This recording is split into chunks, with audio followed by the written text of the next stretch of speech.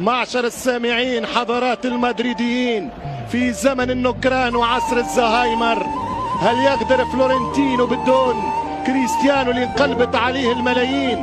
هذه الملايين اللي طالما اسعدها لسنوات ونادت باسمه للسنوات، اضاف البرتغالي فيها للرداء الابيض نصاعة وبريق، طعنه احباؤه قبل خصومه ونكره الاقرباء قبل الابعاد. كريستيانو الهداف التاريخي للمرنجي، كيف نسيتم هذا؟ كيف تتنكرون لهذا؟ الان صار رونالدو اعوج واعرج ومحول، الان اصبح الدون ما عنده في السوق ما يذوق. لا، لم ينتهي يا سادة رونالدو، لا يا سادة، لم تنتهي صلوحية البرتغال ليباع في المزاد يا معشر مدريد. هذه كلمات ليست مرثية في نجم البرتغال، ولكنها مني قرار واعتراف.